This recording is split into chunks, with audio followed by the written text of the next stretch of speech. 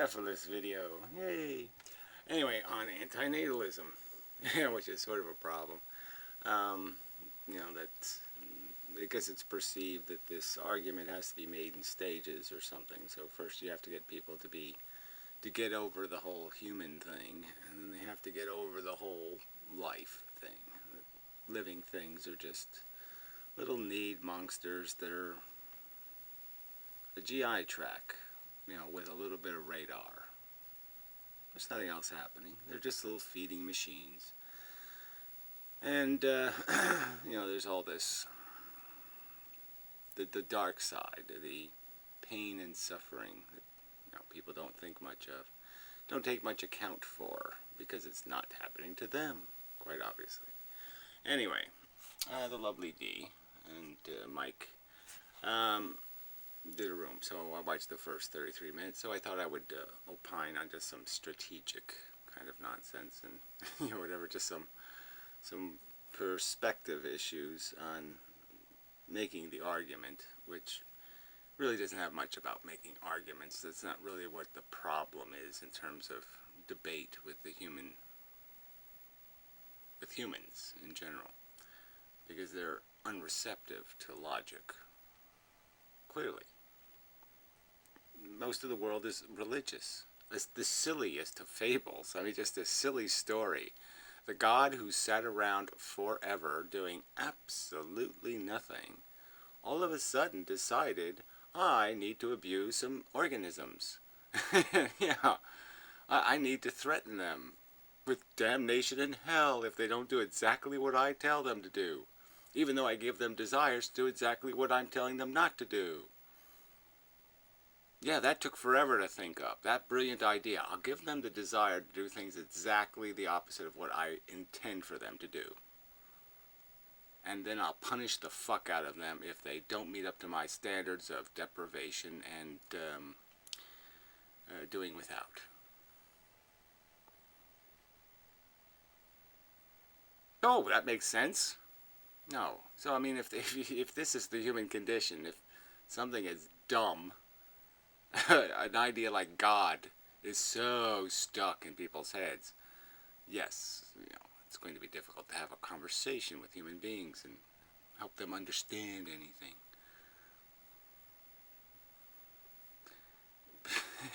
Yeah, I mean, it's, so yeah, there's no surprise that the debate devolves into war. These people are just too fucking stupid. But anyway, not really the point. Lovely. Anyway, so the point is what? Point is, okay, so yeah, I'll just put the camera down now and just talk. Okay, so first, strategy-wise, I guess the first thing I would say, just as a, constructive criticism thing, yeah, if you're going to try to persuade people, you just can't read something. So, I mean, yeah, I know you have to do that for school. You're reading because it's, but you just can't. And you can't do it so fast. It's way too fast. There's no chance anybody's going to understand what you're talking about. So you have to write less. You have to say more. You have to say it a little slower and a little bit more, when you get to the juicy parts kind of thing.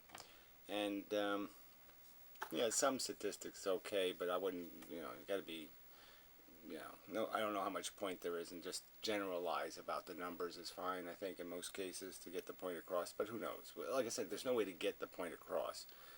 The whole point of the argument is going to be some kind of, you're fighting through psychology, you're not fighting, so that's the first obstacle, is to get through psychology. And fundamental part of their psychology is devotion to notions that are in their head. So they have some notions in their head and they're just devoted to them. And they're just not going to hear about how Wayne Gretzky isn't the greatest hockey player in the history of mankind. They're just not going to hear it. Because they're devoted to a thought that's in their head. A notion of what makes life mean something.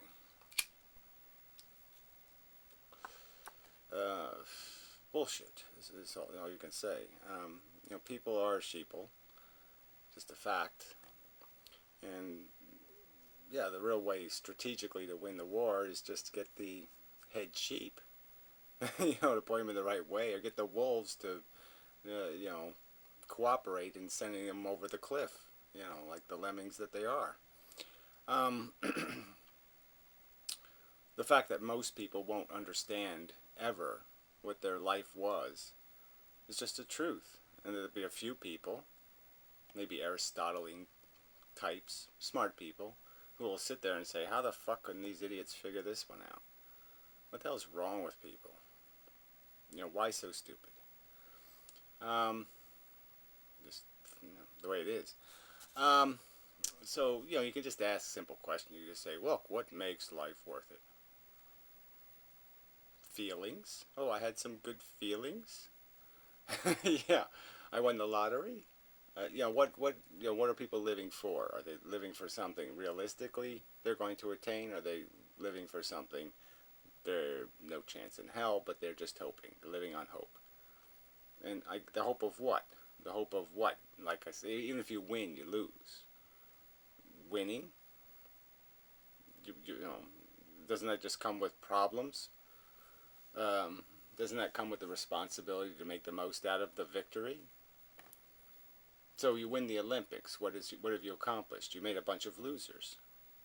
You have created a bunch of sorrow and defeatism, and you have emasculated thousands, perhaps hundreds of thousands. You've destroyed through your victory.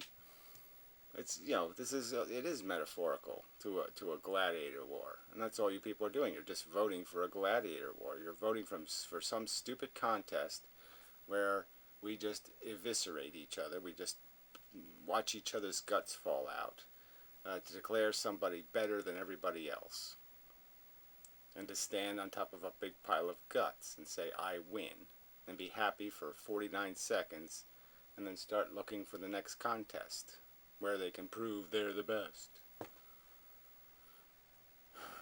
And so what makes the difference? What makes it obvious to me and impossible to understand to somebody else? Well, I think it really depends. I mean, you have to, I think your butt has to be on fire for you to understand what it's like to have your butt on fire. I think you have to understand how bad, how harsh, how brutal mental torment can be, to understand just how unworth it could ever be. That you would never say, I'm going to make something that will have this torment, but he'll also win the Olympics, or some kind of crap like that. And you just say, no way. You have to, if you're going to make something, you got to make something that doesn't have that poison pill in it, doesn't have those poison apples. There's just no pie. If you're going to keep putting poison apple in, there's no pie. There's just no point. I don't care what what else you're putting in the pie. It's irrelevant. If the poison's there, there's no baking. It's over. There's no point. And that's the nature of life. Our desires are made out of crap. Would I want to create a person who had my sensations, my desire, and say, it's so great? Don't I know that my desires are crude and callous and it's just made out of my ego and my vanity? And I'm supposed to say, yeah, that's a great idea. Let me make some more vain things. So whatever. Look, people have kids when they're young and stupid, and then they grow up to be old and stupid, but the point is they're stupid. That's the big word, stupid.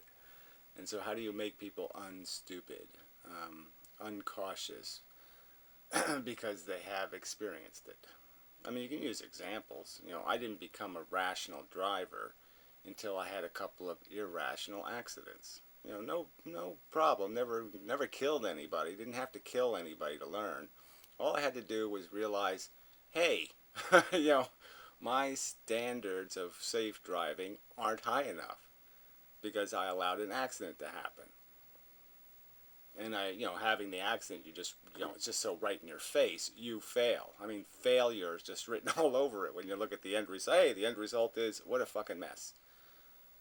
And so then you gain some respect for what you're doing and the consequences. And you realize, yeah, you just can't play that game. It doesn't work. It's not worth it if this example I got of the best possible accident could have been the worst possible accident. And if I'm not willing to accept the worst possible accident, I can't accept whatever I'm doing that allowed this accident thing to happen. So I have to change. And that's all it is, in realizing that this isn't good enough. The standards we've created aren't nearly good enough. Not a good enough game to play. Gladiator war. Winner take all. Horrific, consequential bad luck. Playing a game called Lucky. Is that sensible? Oh, let's play the game Lucky. Let's play the game Deserve has nothing to do with it. Makes any sense? No.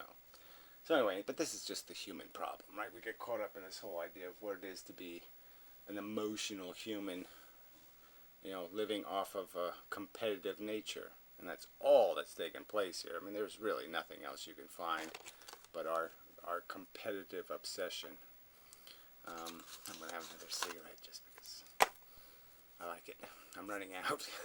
Yeah, I'm running out, so I probably have to make some sort of rule. Only have cigarettes while I make videos or something. Or during sex. Yeah, I'm still going to be out of cigarettes in a day. Anyway.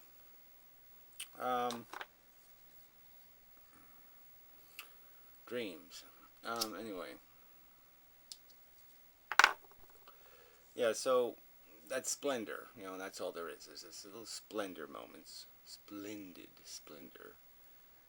But that's it. They're just moments. Moments of completeness. I completed the task. I have achieved euphoria. But it goes away. And then you're back in the whatever, the locker room, putting on your gladiator gear to go fight some more and, in a sense, consume some more. Eat some more pain and suffering. Eat some more something else's welfare. Eat just for what? So you can once again, for a moment, rub your penis on something just the right way. Come on. It's ludicrous. But that's the nature of life again. So that's just all life is, right? You look outside and you look at the living things, and all they're doing is concocting either mechanical or intellectual strategies,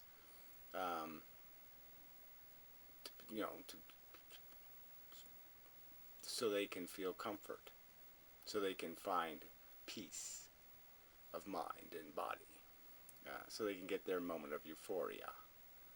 And that's it. It's just a cruel conquest, a cruel competition for an end that is, it's not trivial, it's substantial from our perspective, but that's only because we're so fucking hungry. But it's superficial. It's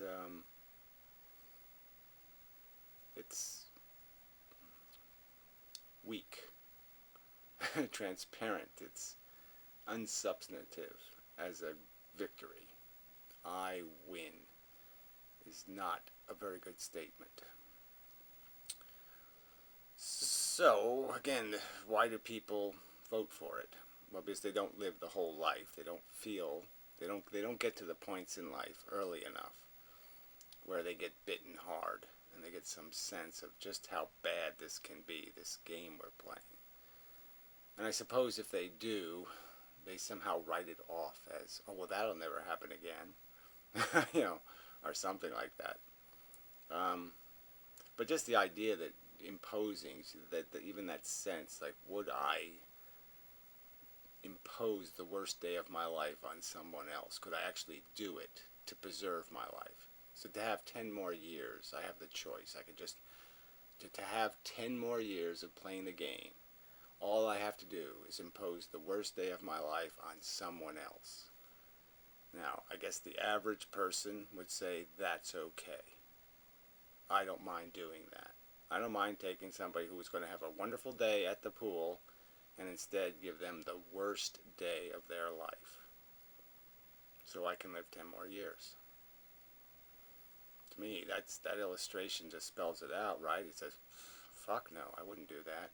Well, that's a metaphor for what we're doing every day, and we're doing it even worse. You know, all the animals that are being suffering every day to create your biosphere, the horror. 10 little, well, 9 little lion cubs dead, you know, for every one that gets to enjoy the gratification of fornication. That's a good deal, huh? Little cubs bitten by snakes and eaten by hyenas, and it's a good deal. No, it's a shitty deal. You should be able to admit it. You should say, yeah, okay, I get it. All right. No one's telling you you can't think yourself great. But see, I said, you really can't. If you can't feel your weakness, the weakness of your ideology, the weakness of your ego and your vanity, the weakness of the standards you're applying, the fact that you are dependent on your rationalizations and your justifications. And just admit that, though. Just admit, it really isn't that hard. You can admit you're an asshole, but you don't have to feel like you're an asshole. You really can. And you could admit that, yes, you're playing a superficial game that can't be justified. And you certainly can't justify imposing suffering on some other sentient being on this planet to justify your gains. It's just insane. It's a proposition. It's a non-starter for anybody who's calculating properly. Again, could you impose the worst day of your life? I mean, maybe some people just, the worst day of their life is, you know, there wasn't enough peanut butter in their peanut butter and jelly sandwich. But I'm just saying, to justify continuing your life, you would actually do that. If the devil showed up and gave you that bargain, you would do it. You would fuck somebody else's day to have your way. But that's the game you're playing. That's what you've signed up for. This is a gladiator war. You will make losers. That's what you'll do. To have your enough peanut butter on your sandwich, you will take it all from some people. They'll be locked up in the mental institution forever in torment. They will live with some debilitating chronic illness. These things are going to happen in the world because of this voting for it bullshit. Because you people don't have enough sense to say, ooh, pause. Let's see if we can't make this a better game, let's not play it, please. It's just too stupid. Cockfight. This is not a rational game. Deserve has little or nothing to do with it. It's got to be a better game. But anyway, I've said this already. But anyway, it doesn't matter. Again, the point is, ooh, deja vu. Holy shit. Ooh, I'm being David deja vu'd intensely. Wow. With a spooky amount of deja vu. Anyway, I had that the other day in the video when it's the same kind of point. There must be something in my psychology. This must be hitting something, rubbing up against something tricky in my brain. But anyway, the point I just wanted to get to, yeah, so back to the religious argument again. It's just these, you ask a few simple questions. So you really think there was this God who sat around forever to come up with the idea of, well, let's put 2 humans on Earth and then we'll make them hungry for apples but tell them they can't eat apples. We'll make them hungry for knowledge and hungry to be important and hungry to feel good about themselves and not like slaves. And yet the very instrumentality that will allow them to try to be gods will sentence them to hell forever if they dare try to sneak that one through, sneak by.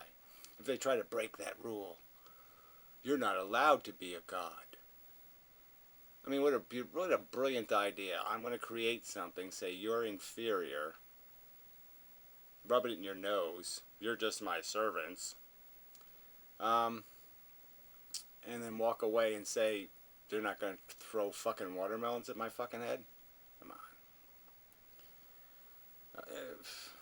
Your God sucks as a concept. It's just stupid. It's fucking stupid, and yet most of the human race can't offend their God. That's what they live for. The fable of creation, the idea that it was around forever and it thought life, creating little monsters that feed on each other was a great idea. Let's make them compete and kill each other. So all you're doing, you Christians, you're just voting for the war, the gladiator war. You're just feeding off of defeat. You're not feeding on victory. You're feeding off of defeat. Yeah, you sick fuckers. But anyway, so there's no. The point is D is sort of arguing that there's some obstacle to persuading people. Yes, of course there is. Doesn't mean you don't. It's not your obligation to overcome the obstacle. I mean, it's just the way it is. This is the circumstance. People are dumb as fuck. So persuasion is going to require more than some technical argument. And it's just factually true that the easy way to sneak around this whole rig is just to invent another god, so to speak, that can defeat the god that sucks. So yeah, find a celebrity that just defeats all of the other cute icons of silly talk.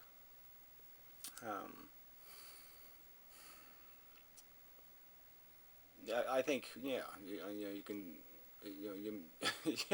in a war between Hooters and the Ayatollah, yeah, I think Hooters can win. But anyway.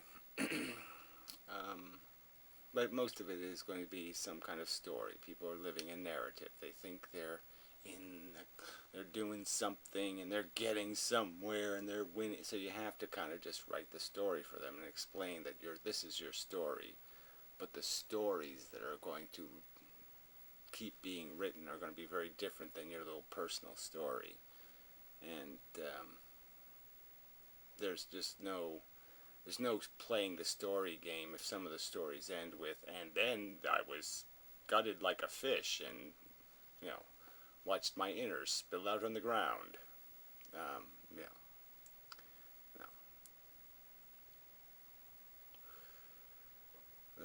The whole game isn't edible. It is poison. There's just too many poisonous bits.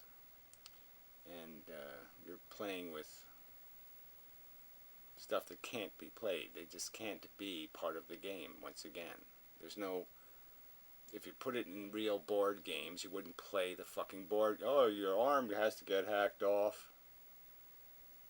I mean, really, would you play some board game for a superficial victory and there was a risk that you land on the square where your arm gets, for real, cut off? I don't think so. So, yeah, it's just really... So anyway, but the idea of this... what makes a good argument is the whole theory. People could have whole complex conversations, Freudian conversations, about how you manipulate people and commercials and advertising and the whole iconism and running for president and what the do's and don'ts and don't offend people and don't try to be neutral but put enough peanut butter on their bread, all the games you can play to try to manipulate the sheeple. And yeah, your decency will say, I don't want to resort to those cheats. I don't want a dishonest victory. But again, that's just more of our character is built out of our ego sometimes and our own vanity. And there's a certain practicality to the cheat sometimes, unfortunately. But that's another calculation, cheating and losing is just such a dismal place to be.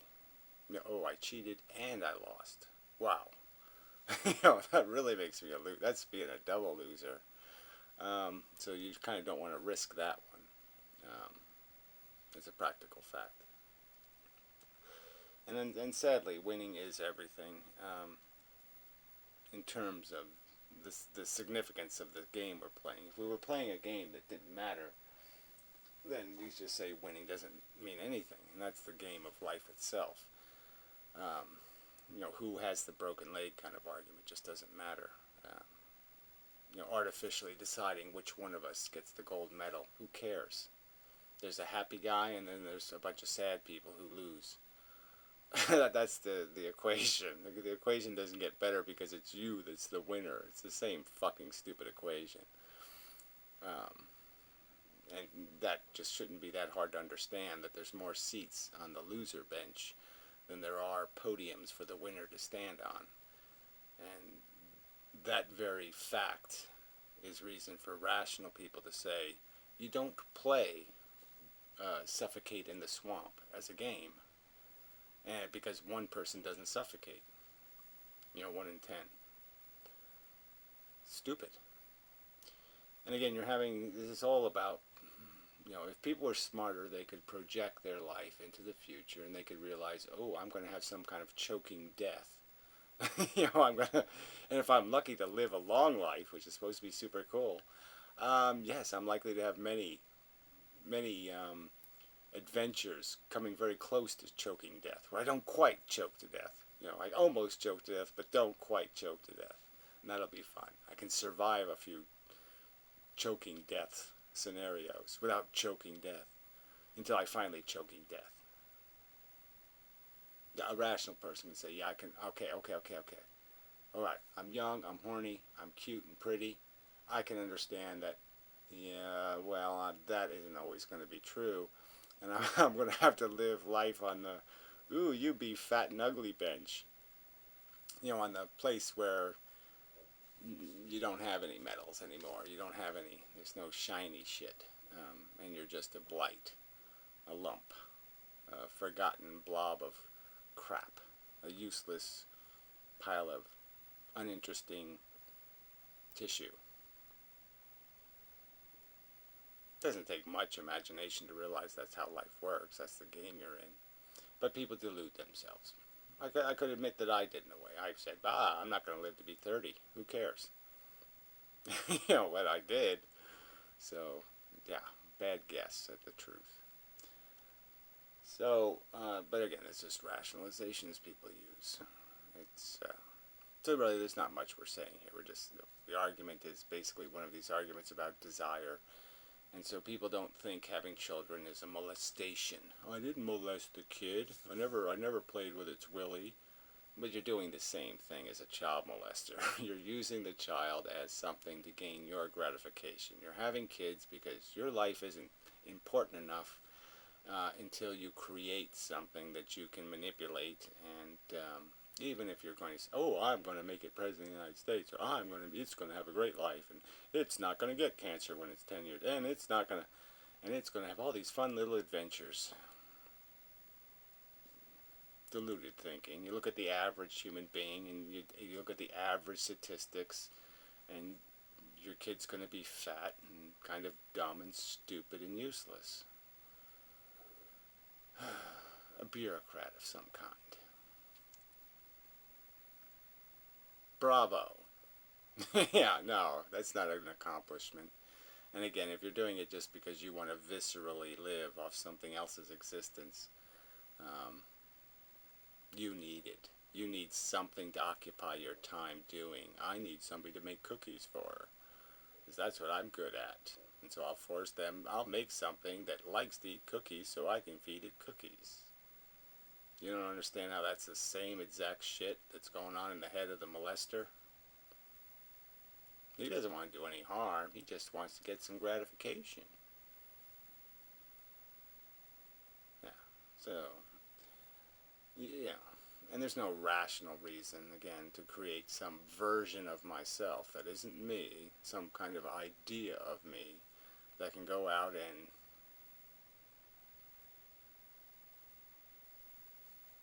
chase vagina. In some, what, yes, oh, it'll be some particularly interesting way, in the pool hall, on the table. So there, it's worth it. I mean, really, is anything you're seeking in your life really anything but just some sort of cheap satisfaction of saying, oh, I win. Hey, I kicked your asses. Is there anything else going on? Honestly. Fuckers. I did good.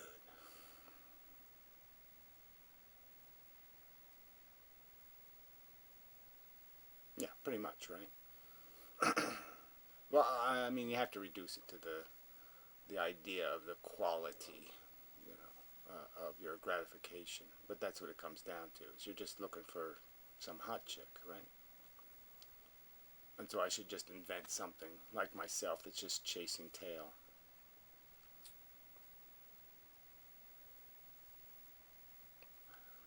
Doesn't seem rationally like that makes much sense. But anyway, enough of a video. So yeah, but the real subject is we're only one stupid frog. We're one stupid creature on this planet that has one stupid way of gaining its survival. There's little horned lizards. There's little minkies that pull grubs out of trees with sticks. There's all kinds of silly little organisms finding some little stupid way to eke out something called comfort and gratification of their desire. These necessary desires, provoked by the consumption, reproduction, cannibalism, addiction. They just have to keep chasing, and they get a reward for chasing successfully of gratification, comfort. I feel okay right now. I have a cigarette. Ooh, I don't have one. Ooh. That's it. That's all it is. Is a bunch of critters conformed to play the game in a little bit different kind of silly, stupid way. Poke your index finger at it until it obeys you, and the other one, poke your middle finger at it. This is, variety without a difference. It's all just playing the same stupid chase game, and at a huge cost in terms of how many worse days have to be endured. Like I said, all I needed was a taste of those. You get a good enough taste of what losing is, and you realize it's not worth winning. To make that is not worth it. It's too superficial a victory for too high a cost. No cost to benefit analysis possible. There's just no rationality to it. It can't be made reasonable. It's just chasing for the sake of chasing. To say, yes, I win for 48 seconds and then I go back into the swamp of deprivation and need.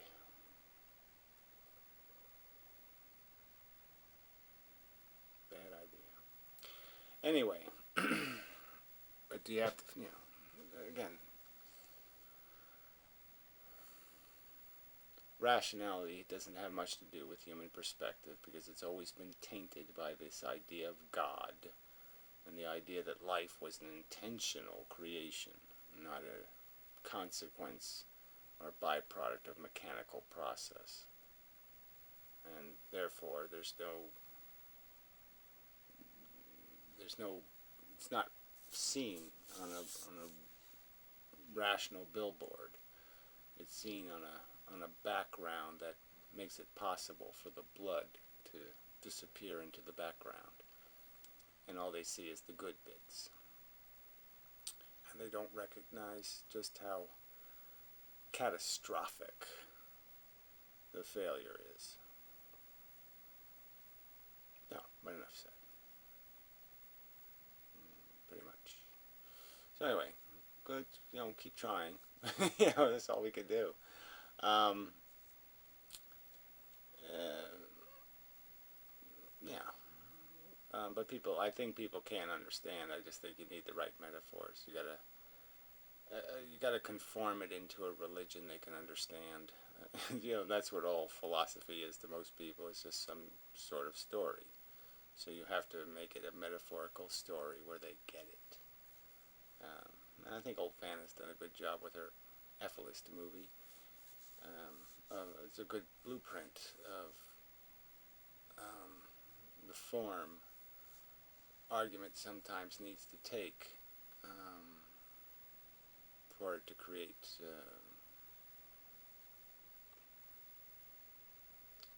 an image, again, a metaphor that people can understand.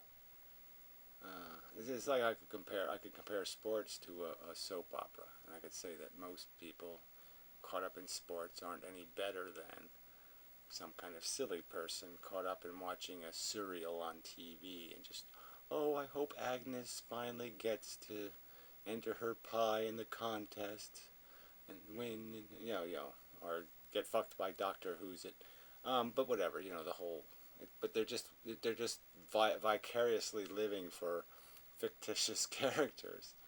To have this moment in the sun, this rooting for the underdog, and there's a perfectly valid emotional. It's almost it's almost it's a good emotion. The theme of it is, the idea of it is good, rooting for the underdog. But it's bad in the context if you keep creating underdogs. If you just keep making losers, out of your back pocket, while you root for a few of them that once in a while win. That makes you sort of manga-esque in your insidiousness. So yes, it's emotionally nice to root and to hope, but it's goddamn evil to create the necessity for it in the first place. Yeah. Don't make losers, then you won't have to fix them. Yeah, simple. Don't break it, you don't gotta fix it. And we're just broken. The game is broken. Deserve has substantially nothing to do with it. That's a broken game. You don't play it. You don't vote for it. You don't finance its construction. You don't sell it. You don't do any of that. You just say, gee, yeah, I'm addicted. I'm caught up in it. But yeah, I'm not going to make any more victims to play loser. That would be cruel and stupid. Alright, that's enough of the video now, maybe. Sorry, still not really on the subject, but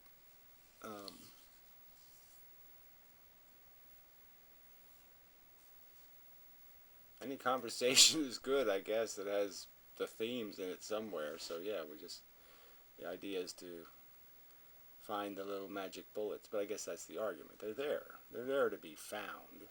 You just have to find them. You just have to find this part of it's strategy. Part of it's just you play enough notes, and then sooner or later some of them make sense.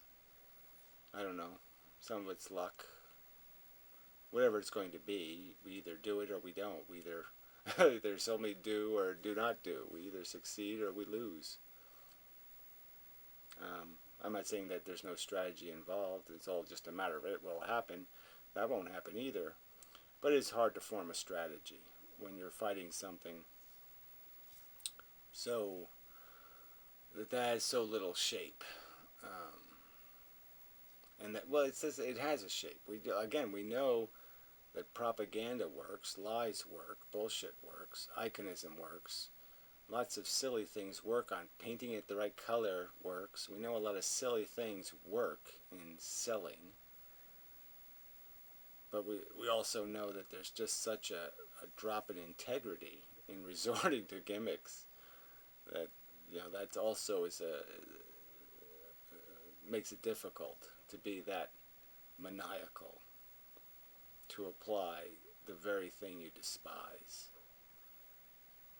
Victory's still worth it, but yeah, that's a hard pill to swallow kind of thing.